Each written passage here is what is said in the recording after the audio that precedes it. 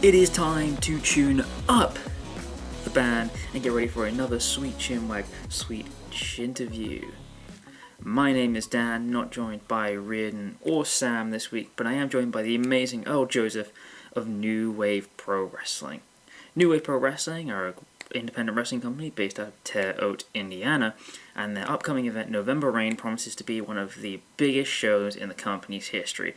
We are so thankful to Earl for joining us, and we are so excited to get into looking at both the card and also the company that is New Wave Pro Wrestling. Let's get right into the review, and let's ride that wave. This week, as you can see, I am Dan, not joined by Reardon or Sam, but joined by the lovely Earl Joseph of New Wave Pro Wrestling. So happy to have you on our show. Why don't you just introduce yourself in your own words? Hey, thank you, Dan. Nice to hear another British voice. It's a treat these days. I thought I got sick of it, but now it's good. I'm Earl Joseph. I am the creative director for New Wave Pro. We are based in Terre, Haute, Indiana, which is Western Indiana, just right on the Illinois border. I also ring announce and commentate for a number of other promotions here in Indiana, notably AWR, which is a growing deathmatch company, and Pro Wrestling Trainwreck, which is also another popular and growing deathmatch company owned by JC Rotten, the son of Ian Rotten.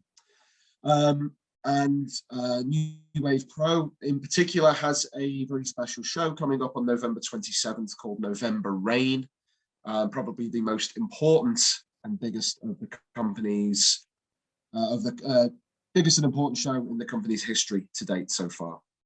Absolutely, and from the looks of it, 100% shaping up to be that way.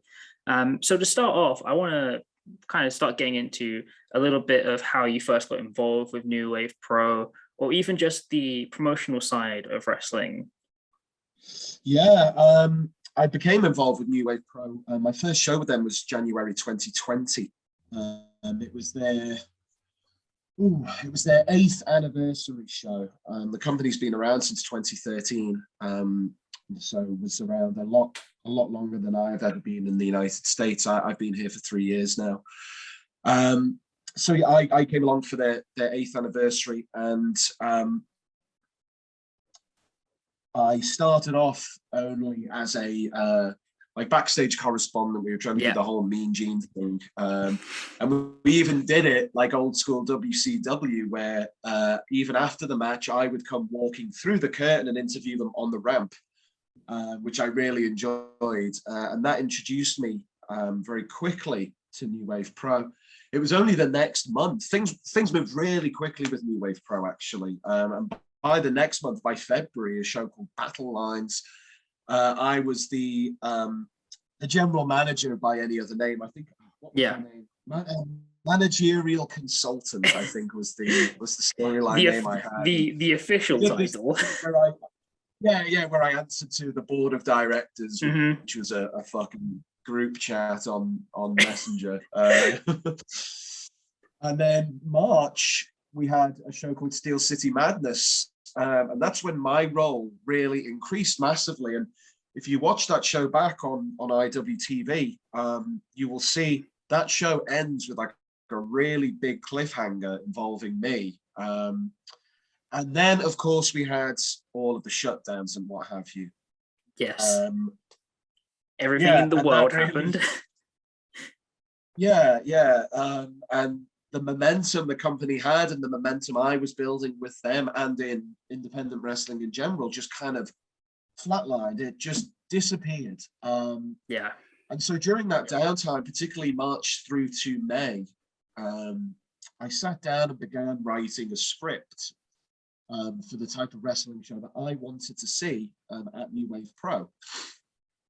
And in July 2020, after a lot of work, it seems so alien now, but the conditions we had to work under just to put one show for 100 people on in July 2020 was absolutely wild. It seems absolutely. It seems like another timeline altogether. It's very strange, but that was the norm at that point. And that was the very first episode of a show called Higher Ground, which was always my attempt at making episodic wrestling television. I grew up watching the Raw, SmackDown, Nitro, Thunder, ECW. I don't know how old you are, Dan, but I'm in my mid-30s. So I used to have to watch Monday Night Raw on a Friday night on Sky Sports 1. Mm-hmm. I mean, it's the eternal curse that we've said for any American viewers of this about being a wrestling fan in the UK, of like either catching stuff the next day because it happened while you were asleep. Or they just didn't show it until like days later. Or having to get up at 3 or 4 in the morning and watching the tape recording you've made of it before school, before everybody else told you what happened. Yep. But yeah, that's how I grew up, and what I personally had an issue with in independent wrestling was that a lot of the shows were so hyped and so big, and they had big names on, but it was always just match, and then the show's forgotten as soon as people file out. And I thought, what a waste. Yeah, it is very much kind of an approach to independent wrestling of kind of having people come in, have matches, go, begin, and repeat. I think in a lot of ways, the kind of approach that you're talking about, the kind of episodic approach, is only really started to be broached by bigger companies, and also I think even attempted by smaller companies. Yeah, I mean, Beyond Wrestling up in the Northeast do it with Uncharted Territory. That's a big episodic thing. Action Wrestling down in Georgia do it as well. But New Wave Pro isn't, frankly, at those levels. We're not on those kind of radars. And so we had to do it our own way and with a much smaller budget. Yes. But it's still, the first episode still came together. First episode of Higher Ground. And the point I'm making with the episodic things and adherence to storylines is that we're coming up to November Rain in 2.5 weeks' time. And there are storylines that are still going on from that first episode nearly 18 months ago that are either going to come to a conclusion or people are still feeling the consequences of those actions from that first episode. And that's really wonderful to see. And it's wonderful to be a part of. We've had to go through a lot of changes. We've had to really adapt and survive. And I'm not just talking about COVID, but indie wrestling, everything changes in a heartbeat. Someone's engine could combust, or you could fall out with somebody, or a better option could come through. But I've always said at New Wave Pro that there have been so many times when something has happened, and I in particular have gone, oh well, we're bollocks now, aren't we? We've got no hope. But then the alternative or the replacement has worked out better, and that's been the story leading up to here.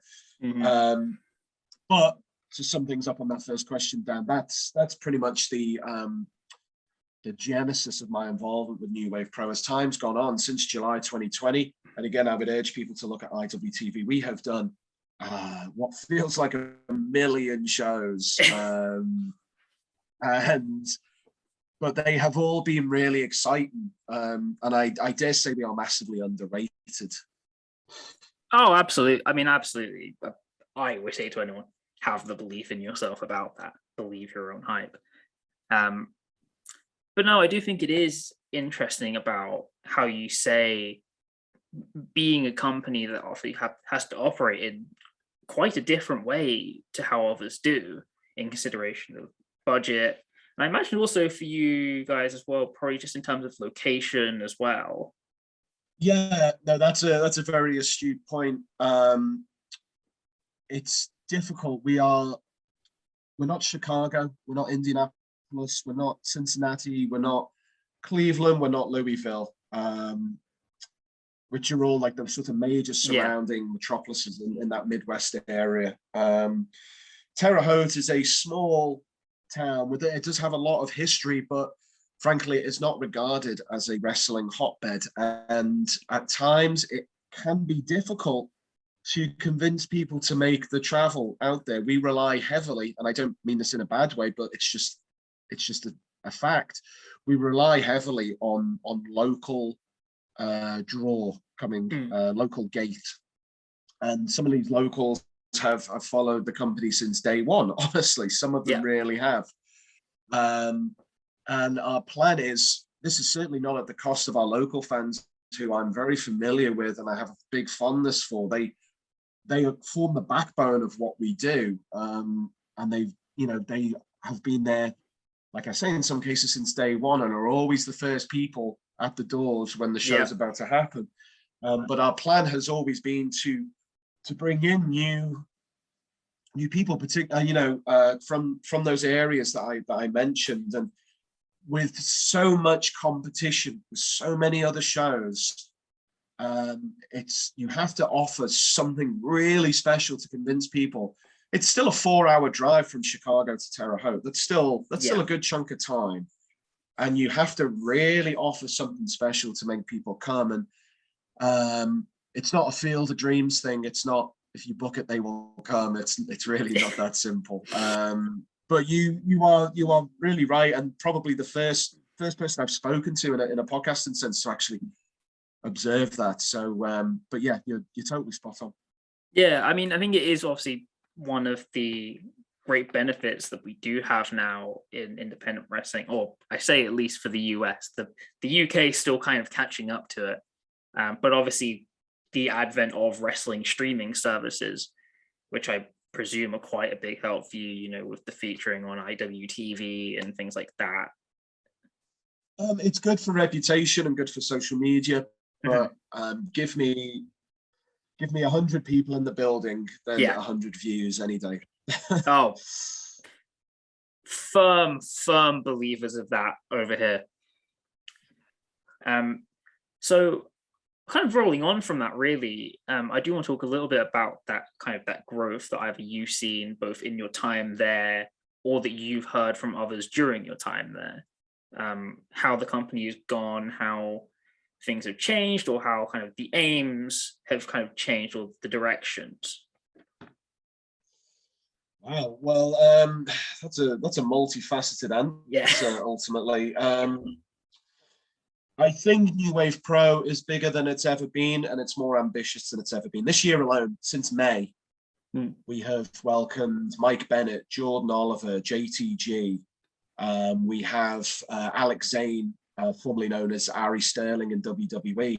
Who we will be getting to. Yes.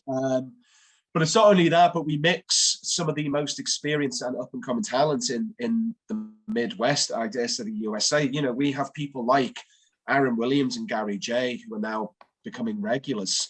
We have people like Cole Radrick, who I'm sure you're certainly aware of. We have Sage Phillips, Don't Die Miles, our champion, who's been champion for 1 year now, a guy called Solomon Tupu. From Iowa. He's a Black and Brave graduate. He's that's Seth Rollins' school. The mix we have, the locker room we have, is really exciting, and it's consistent as well. Consistency is key, and it forms the bonds and the relationships that make our specific locker room a really nice place. When we bring in first timers, or we bring in imports like Oliver, like Bennett, like JTG, genuinely, one of the first things they remark upon is the atmosphere in the locker room. They appreciate it. It's not everybody, everybody's not just hugging each other and going, "You're great, you're great, you're great," but it's just a calmness, and there's no backbiting, there's no tension. I've been in a million locker rooms where, people have history and people don't like each other, and there's a lot of snarkiness. But I urge people, if you do have a problem with somebody in this locker room, just shut up. Just leave it at the door. Do not bother me with it. I don't want to know. And to wind around to the initial points, New Wave Pro's ambitions in the last 18 months have changed exponentially. 18 months ago, so we're looking at, it's a little unfair given the circumstances of what happened, but without COVID as a factor, pre-COVID, in those first 3 months of 2021, sorry, 2020. It was a case of moving into the new venue, the Terre Haute National Guard Armory, and trying to just build a base on that, primarily with more local talents. But by favour of fortune and, frankly, a lot of hard work, particularly from myself, New Wave Pro owner Michael Guess, and our production head of production, a guy called Jeremy, aka Prophet of Ash, we have really changed the scope and the perspective of New Wave Pro, and New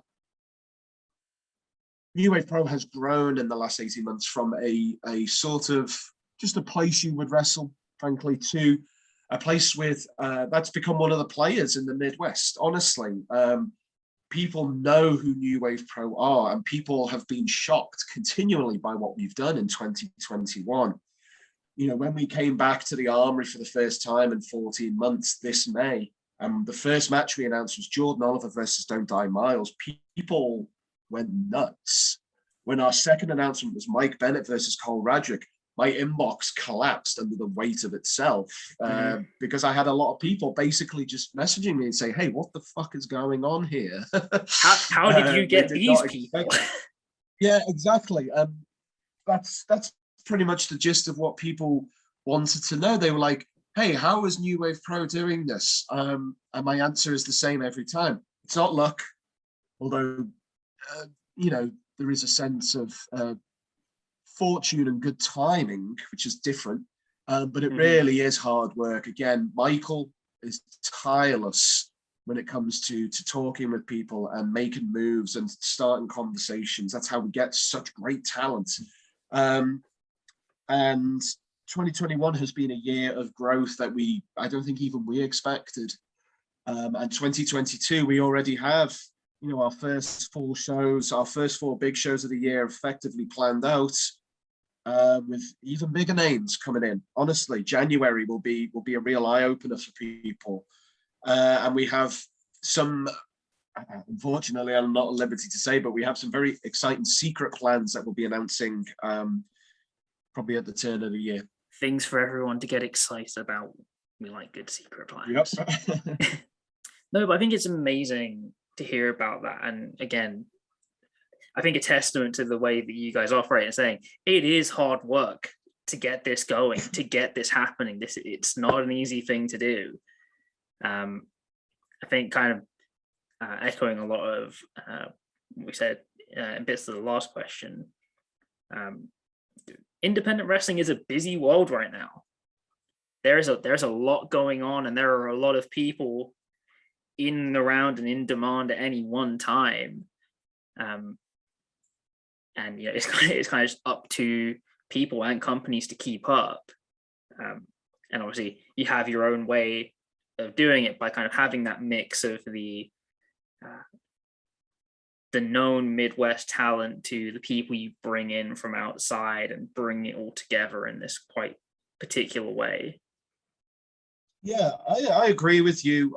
It's funny, I was talking along similar lines to my wife last night, where I'd said that a lot of people are saying that this is a new boom period, particularly for independent wrestling. And I think it is and it isn't.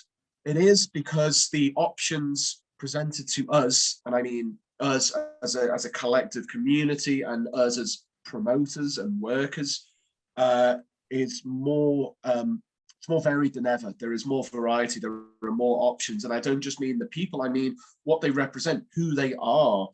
Now accessibility for people from all parts of the social spectrum is open in independent wrestling, and that's given us a lot of new options, and it's a very exciting time. But conversely, there is, I think, I'm trying to think of a way to express it. I think we should beware taking our foot off the pedal, in as much as we shouldn't all look at each other and go, this is another boom period because Tony Khan is paying millions and millions and millions of dollars to get CM Punk and Daniel Bryan and this guy and this guy and this guy and this guy. Yeah. That's great. Again, that gives a lot of options for the viewer. but I personally feel that there's a lot more time for the trickle down effect to come in. Yeah. And I think the opening up of independent wrestling again, certainly with the sort of stuttering of WWE, which is, I think, the best way of putting it at the moment. Yeah. And mixing that with AEW, Impact, the growth of MLW, and the way they are shaping their contracts to allow people to come out to work for other companies. But I think the biggest thing is in live draws, in live gates, and people attending shows, because as we sort of briefly touched upon, it's all well and good having X amount of viewers on a streaming service or your YouTube channel, but that does not translate into the stuff that gets you the talent in the first place. And that's money, and that's a live draw. And so my focus personally, and it's why I promote so heavily, and I come on to shows like yours to talk about it, is because my chief concern is putting people in the venue. Gifts are nice. It's nice to have the gifts, and I'm grateful to the people who gift New Wave. I always am, and I make sure I tell them that. And there's a couple I know personally that I see at shows. But get to the show, put your money in your pocket, come watch the show live, engage with what's being presented to you. Then, once that happens on a much larger scale across the country, then I feel we can really talk about a boom period in independent wrestling. Absolutely. And again, I mean, this is very much a thing all British independent wrestling fans will probably identify with at some point, which is that British independent wrestling shows are awful at recording their shows, both in terms of presentation, quality, and accessibility. So it's always been a big thing. I'm, again, firm believer in being there for it in the venue. There's no experience quite like it. Mm-hmm. Being there for a wrestling show is such a specific type of experience that can't be replicated behind a screen, especially with when you get to those bigger events, when you get to those times where you have someone who everyone wants to see coming in. It just has a very particular energy behind it that you need to kind of experience in person. I agree. And frankly, I do find it difficult, and I don't know if I'm going to be blasphemous here, but I do find it difficult to watch a lot of other wrestling. I will watch some shows for a couple of matches, and then I'll sort of go, okay, that's fine. Like I'm good here. I don't feel anything. I've seen what I need to see. I get it. I understand, but let's go on. And I don't like feeling that. Like I find it difficult to watch AEW Dark because I'm watching like 14 or 15 matches a show. I'm like, man, that's hang on a second. That's a lot. And I know that's what some people like, of course, because it's popular enough. So I'm certainly in the minority. But as you say, getting there, man, as much as I stress about doing the promotion side of things, and believe me, I stress completely about it. It becomes a dominating factor. Mm-hmm. But when I'm either just at a show as a fan, or I'm ring announcing or commentating or otherwise assisting in some way, like I really feel it, and there's a different kind of energy that you just observed, and it's hard to replicate, and it's so easy to immerse yourself in a actual live, being there presently show, than it ever would be watching it on television. And of course, I appreciate not everyone has the means to go to all these shows. That's just a given. I'm just only talking about my personal preference. So moving on next, I just want to spend a little bit of time talking about kind of some of your creative inspirations from across the spectrum, not just from within wrestling, but anything that kind of informs the way that you think creatively or the way you want to approach things. Okay, excellent. No, thank you. I appreciate this question. With the wrestling, as I've mentioned, the episodic elements, I'm a huge fan of WCW and NWA. And I've said this line a few times, And I'm sure if someone wants to do a mega cut of it, they probably could, but I'll say it again anyway. Higher Ground, certainly in its episodic format, was always supposed to be WCW Saturday Night and ECW's Hardcore TV. Traditional studio-based wrestling, but with an edge that makes you sit up and take notice. That's always been the format I've had in my head for it. Two shows I have always enjoyed. And I just like that, I could watch Saturday night any given time of day, and I just love I'm trying not to say campness because that's not exactly what I mean, but it's just that kind of real escapism. You've like the old school or the later episodes of Saturday Night where they have like the kind of like metallic door that opens up and stuff, and it's just like there's got this kind of retro futuristic, like Red Dwarf style feel that that is a feeling I can get behind. Moving on to that, certainly I'm a big fan of a lot of comedy as well. I introduced my wife here, who's American, to Red Dwarf. We watched all the series in like the space of 2 weeks at one point. And I've grown up with that show. I hope that my writing, although wrestling isn't, my wrestling writing isn't like completely like it, but I really like I try to add sort of surreal comedy elements or these kind of like, smart ass phrases and knowingness to it. Some of our backstage segments I think are very funny and engaging and unusual for wrestling.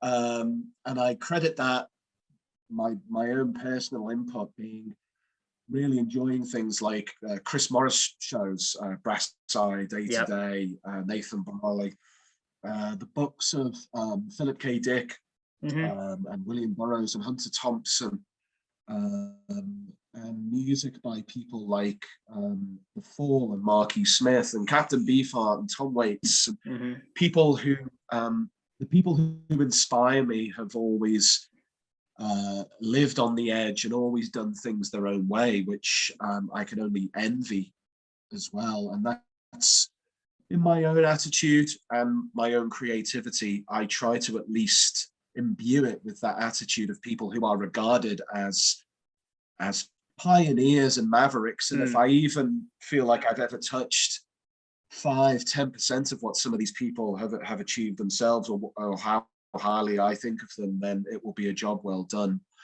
And I think that's what I personally bring to the table at New Wave Pro as part of that creative team.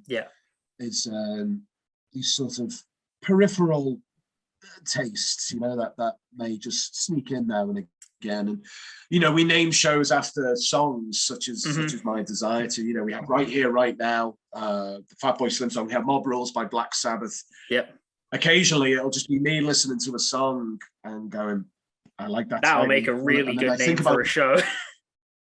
I think about our ring announcer walking out to the song and I go, yeah, that fits. Okay, we'll do that. We had Off the Grid, which is another song by a band who I don't know how you say the name, but it's 3 exclamation points. So there's always that influence as well. The taking of other ideas and molding them into your own as well. It's if I was feeling particularly arty-farty and self-important, I would say it's a very postmodern take on wrestling. I mean, we love that because we had a whole thing recently about like we did a whole thing that was like the postmodern wrestling fan and stuff like that. So that's very much in our wheelhouse. There's a promotion out in Illinois called Zower, who do a lot of shows named after songs. And it's gotten to the point where I'll see a poster for there and I'll go, God, I wanted to do that. I wanted that one first. I just always find it, Gold on the Ceiling by the Black Keys, and I was just like, man, I did want that. I really genuinely wanted that. Yeah, it's always interesting for me to ask because I don't know whether I say it's a more recent thing. Obviously, I have heard many times about it before. I'm sure most people listening to this will have heard the story many, many times over, where Chris Jericho said he modeled himself after people like David Lee Roth. But hearing the breadth of inspiration that people take towards wrestling now, and the different creative ways of reinventing themselves for it, really, it's really interesting to see, and seeing even promotion step into taking that as well. These kind of more on the boundary influences coming in, and kind of changing the way that we might be looking at it. Yeah, I agree. I think it's also a case of, I maybe relate to it more because the people who are becoming either veterans in the business or in charge of companies are pretty much from the same time period as me. They'll be 30s and 40s, you know, Generation X and later or earlier millennials, however you want to look at older millennials. Yeah. And they'll have the same points of reference as me. They'll have grown up with the same music and film and possibly literature, and will be applying those formative ideas to their own creative output. And so I think it's also a case of that as well, where I see a company who are naming shows after Black Keys and the Mars Volta songs, and I go, well, yeah, I get that because that's what I grew up with, you know. So that's an interesting time, but I also think there is an openness and a willingness to crib ideas from other formats, from other artistic presentations, and I'm all for it. Rules are there to be broken, and ideas are there to be taken. So if everyone lumps in, absolutely, absolutely believe that. But now let's get on to the main thing that's coming up: November Rain, continuing in that very much musical theme. Yes. Feel free to talk away.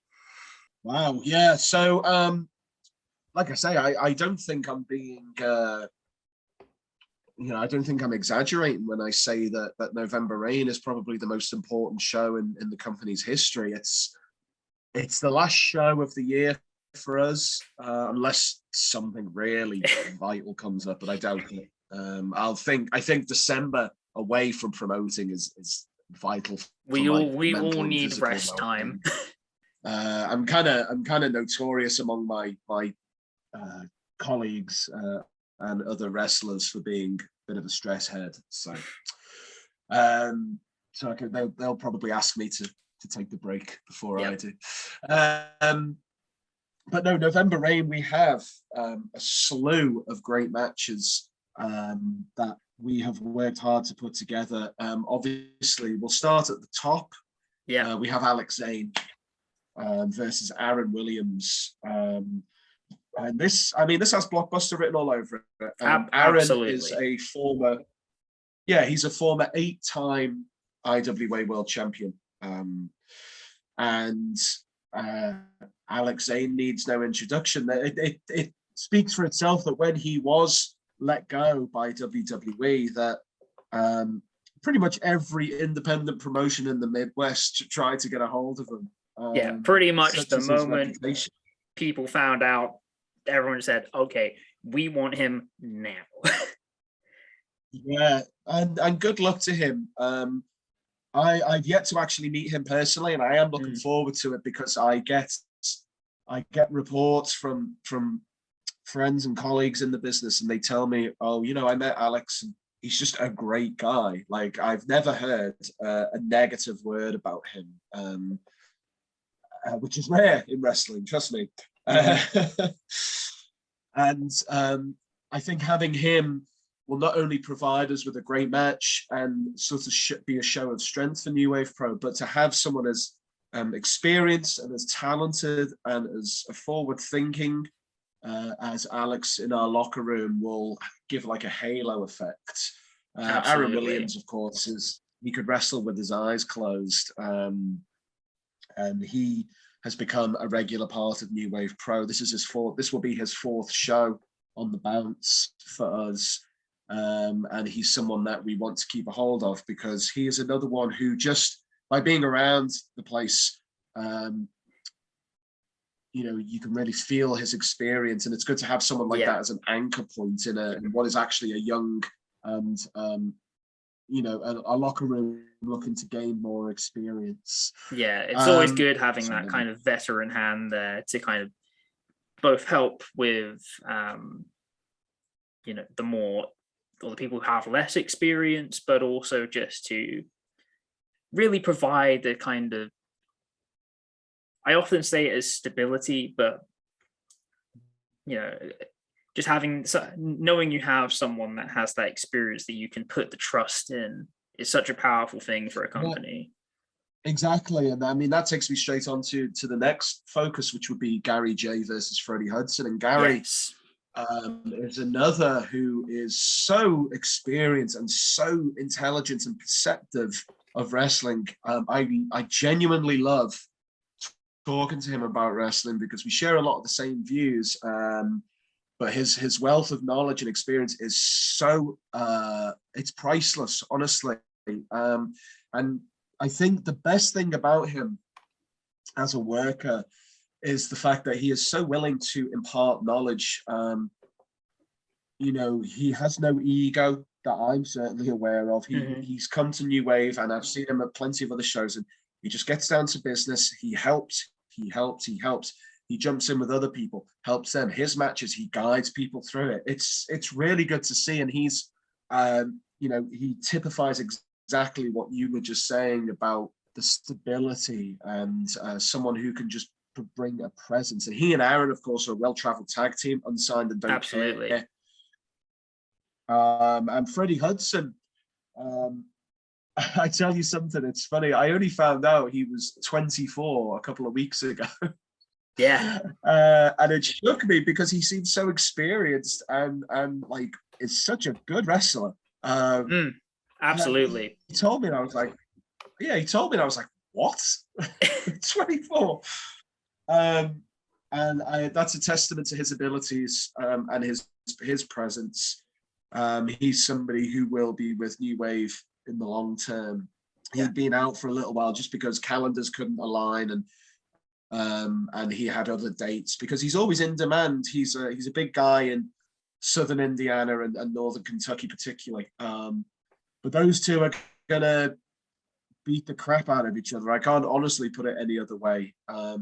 They are two really fearsome warriors. Yeah, from the looks of it, it gives me a very kind of I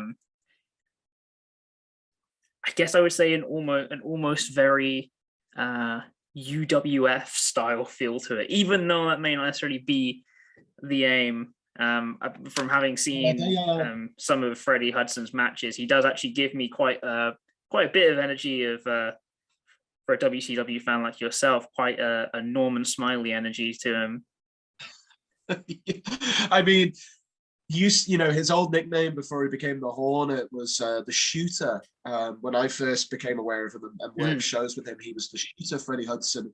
And they call him that for a reason, because if he gets you in one of his holds, it's curtains. You're finished. Yep. Honestly, I've seen plenty of people just go down to one of his strikes or one of his holds. We have as well Sage Phillips and Cole Radrick in a dog collar match, which is very, very old school, very NWA. Yeah. It is. Those two have been, and this is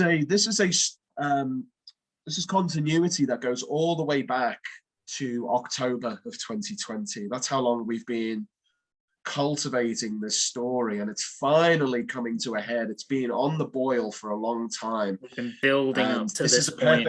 Oh yeah. And there's also symbolism behind the chain, because they used to be tag partners. They were in a team called Hysteria. They're former New Wave Pro Tag Team champions, and they're gonna go one last time, but they're chained together. It's symbolic of the relationship they've had and what is going to be lost. But there has to be a winner. And some of the promos and some of the matches lead up to this have just been excellent. Honestly, I don't think I'm being dramatic. Some of it is kind of it makes you tingle a bit looking at it, looking at Oh some yeah. of the video packages. And the abilities of these two are unmatched by many. We have our champion, the aforementioned Solomon Tupu, taking on Don't Die Miles. And Miles has had just an incredible 2021. He was our Crossroads champion for nearly 8 months, which is our secondary belt. Yeah. And he lost it to Gary J. But Miles has been on the rise, and he's been getting out to places like Minnesota even. Yeah. And has been the talk of the town for 2021. His rise has been incredible and expected. And New Wave is this guy's home. Miles. Yeah, it's been frankly quite incredible to see the rise in stock, I guess you would say, for Miles. He's someone who I first got introduced to on the back end of 2020. And even in that brief period that I've been following, to see him go from strength to strength, company to company, it's been just incredible, really. I mean, his abilities speak for himself. Yes, he. It's a lot to do with his relatability. That's what informs a lot of the popularity. Miles has this magical element, and I'd love to be able to have it myself, because as soon as that guy comes through the curtain at any show, in any company, people just latch onto him. You should hear the reception he gets at New Wave alone. It is terrific. For example, at the September show, we opened with a video package. And at one point the screen goes blank, and then Miles pops on, and it's not live. It was an old promo from months ago. But all of a sudden the crowd pop as if Miles has just come through the curtain. I couldn't believe it. I was legitimately like floored by it. And I was like, man, that is stuff. That is something you cannot quantify. That is something that money cannot buy. That kind of charisma, that kind of instant connection with people. Yeah. And I've tried to put it into words, and it's a lot to do with, it's not necessarily the underdog, but people understand, I think, instinctively that Miles is like them, in as much as he's somebody who's always striving, always fighting, and that's what they identify with. He's just a normal guy, you know. He's a young lad who's trying to make the best, and he has wonderful abilities, and people just get behind him like that. And if I could bottle it, believe me, I'd sell it. We have a British connection on our show. Someone the Von Englands. Someone, a team that we're very much quite familiar with and are very much big fans of over here. Yes. Well, they'll be taking on Nick King and Orion Creed. They're both out of St. Louis, Missouri. Both very accomplished performers. The Von Englands came in September and won the belts to become the new tag team champions. And I like working with the Von Englands greatly.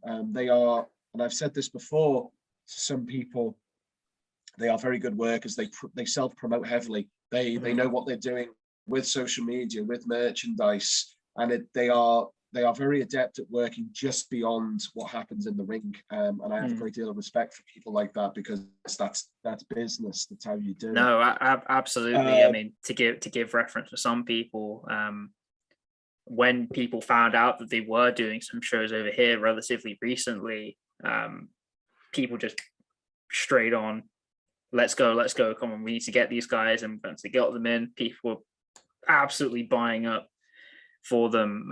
We've heard so many great words about them from various promoters and other wrestlers. That really speaks to the kind of people that they are, and how they approach wrestling. It's just fantastic, honestly. Yeah, well, they just confirmed the date with Preston City Wrestling.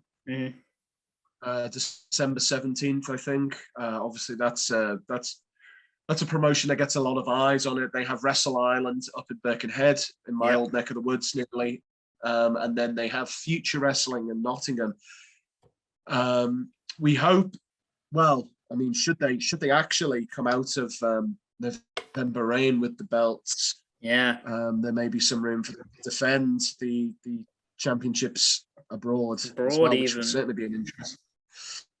Yep, which will be very interesting. But they've got to get past Nick and Orion Of course, first, which will be no means tough cheap. competition to get past. Absolutely. And then we have Beef, Big Beef, Big Beef. latest MLW signing. Yes, Big Beef, Miles Garvin, making his New Wave Pro debut, and he's taking on gorgeous Morgan Taylor, who is an up and comer here in the Midwest. He's based out of Columbus, Ohio, and I'm a big fan of Morgan. Mm-hmm. I really am. I like, excuse me, I like the old school flavor he has. He looks just like he stepped off an episode of NWA television with the braces. He's got that. He's got what he calls the Midwest mud flap, his signature hairstyle, and he even does, the whoa bang, the old elbow. And he's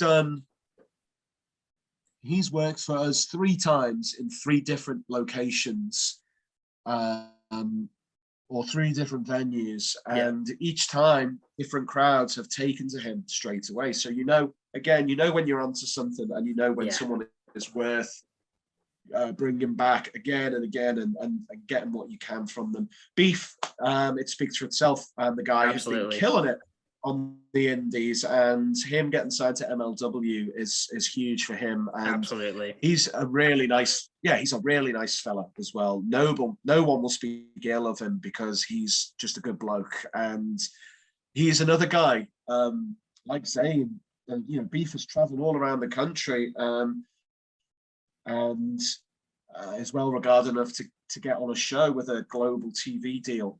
And so to have someone like him in the locker room is a big boost for us at New Wave.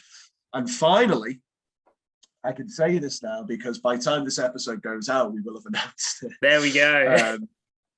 Because we were waiting for a couple of things to clear. But Mad Dog Connolly, who is really, really, really rising up the charts at the moment, is taking on Jay Marston, and it will be title versus title. They both, Connolly holds the Higher Ground Championship and Marston holds the Ultra Rapid Championship. So winner takes all, and that's a really interesting thing because I know people will see that, and it will be a match that they will not be able to call. I think people will look at that flyer and the announcement and say, well, I don't know. It could go genuinely either way. And again, 2 people whose qualities really come before anything else with them. That's right. Marston is another black and brave guy, much like Solomon. And he's been a part of New Wave since, I think he debuted in August or September of last year. He started driving down with Solomon and a couple of other guys, and there was finally a slot just to bring him in, and we did so. And he is a very good worker. He's very agile. He's also sort of beguilingly big. I can't think of a better way to phrase that, but like he's got real physical presence. And he's got a real chance to make a name for himself at New Wave Pro. He won the Ultra Rapid Championship in August from Nate Matthews. Oh shit, that's one match I forgot about. Sorry, after this. He won it from Nate Matthews, and Nate had made that championship his own. He really had over 10 months. And so the mantle has been passed, and I'm confident that Marston can really take it and run. We try and keep a close-knit group. Obviously, we use a lot of people, but there's a core group that we love to work with, and Marston is definitely one of them, and he's a guy that I want to make a New Wave guy. We try to avoid people going here, there, and everywhere, or we try to use our own people and make them new wave guys. Yeah. And speaking of new wave guys, there we go. There's a nice segue. There we go. We have a really, really, really, really exciting match. Eric Dillinger versus Nate Matthews in a street fight. We love a good street fight round these parts. Hell yes, hell yes. You know it's serious when they all come out in jeans and stuff. Oh yeah, that's the street fight uniform.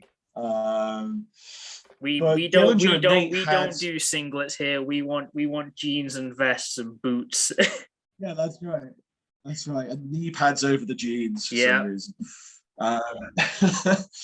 But Dillinger and Nate had what, frankly, I'm probably just going to say it was probably the Indiana match of the year in September. Everyone went nuts over it. It was incredible. And their rivalry has been red hot. Eric Dillinger is one of the big rising stars. He recently just come off a death match with John Wayne Murdoch, of all people, this past weekend. Yes, and he was put in at the last minute and performed like he's been doing it all his life. Incredible stuff to witness. And he is a new wave pro guy, and so is Nate Matthews. Nate, I have known since my literal day one in wrestling. I met him the first day I turned up to training, and when I got the chance to book and run shows for New Wave, he was the first guy I called and said, first one on the phone too. Oh yeah, no, he genuinely was. He may not believe me, but he was. But Nate was a guy that I knew, if given the opportunity, if just given a bit of space to run, could take it and could do the things he's got the potential to do. And sure enough, he has.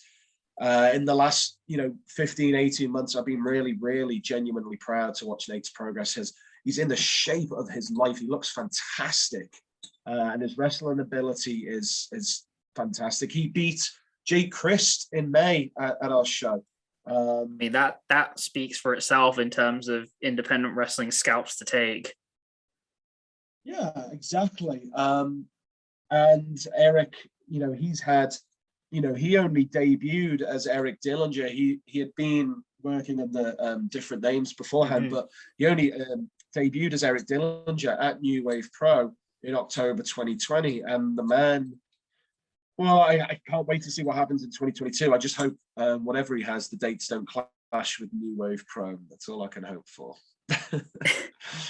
A whole lot to look forward to on this coming show. Oh man! I tell you something else. Yeah, to anyone who's listening from the Midwest area, from Indiana's surrounding states, I'll tell you, general admission for all that I've just described to you is $10. $10 for that. Yeah. Steal, absolute.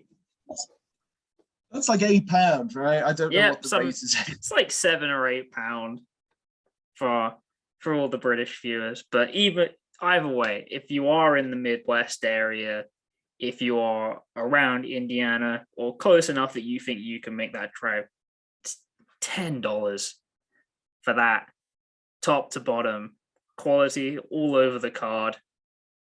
It's not going to disappoint. Yeah, it's going to be.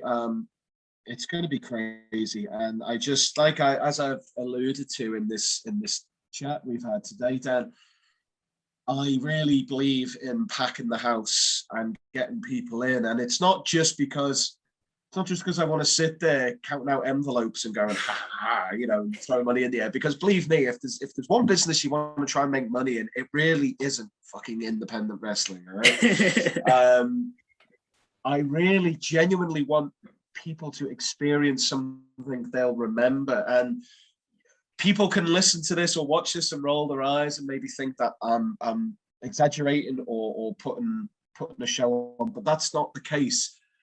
I get a serious sense of satisfaction, much as I did in July 31st for Mob Rules when we had JTG, and that crowd was so good and the venue was so full, and it was just such a great moment. the reaction when JTG came out, the smoke, the light, and he's dancing on the ramp, and he's built like a god figure. The guy, absolutely, it's ridiculous. Yeah, it's awe-inspiring. The guy is just an absolute beast, a real specimen of a man. And to be part of that, I was looking around, scanning the room, and I could see people just, rapt to attention by it. And that's what you want to do, man. It's something really special, and these are moments that I make for myself as well. I don't want to forget these times. And that's why I work hard to put on the shows that we do with such great talent. And I implore people to come down, because you're going to miss out. Like I can't put it any other way. You will miss out if you're not there. As we always say to people, we're big on our promotion of independent wrestling, and we always say, if that money was going somewhere else, why not put it somewhere local? Support your local scene. Support your local workers, and you're supporting local business as well. Put the money in, help keep independent wrestling alive and running strong. Amen. Yes, I agree. And I'll be, if people doubt my sincerity, trust me, I'll be traveling through Terre, Haute, Brazil, Indiana, Gosport, Indiana, Crawfordsville, Paris, Illinois, Charleston, Illinois, Indianapolis, and I'll be putting posters and flyers, and I'm doing a ton of podcasts, and I want people to share in the joy that it brings me. Spread the word and spread the joy of New Wave Pro. Yes, please. Well, it's been absolutely amazing chatting with you, talking about New Wave Pro, upcoming November reign on the 27th of November. Super excited for obviously everyone to come down, for all those people that are hopefully going to be there seeing it and seeing all the amazing action unfold. Just quickly before we go, if you just want to share quickly where people can find New Wave Pro, and if you want anywhere they can find yourself as well. Yeah, sure. Thank you. For New Wave Pro on Twitter, that's at newwave_pro. On Instagram, it's just New Wave Pro, all one word. Facebook, I think it's just facebook.com/New Wave Pro. For myself personally, I'm on Twitter at the Liverpool Lip. And you can find me on Facebook, Earl Joseph, the Liverpool Lip. I'm always updating my social media feeds with, all the shows I'm promoting and the shows I'm working on. So if you want to be kept up to date with Indiana and Midwest Wrestling, then I'm your guy. All of which will be linked down to below.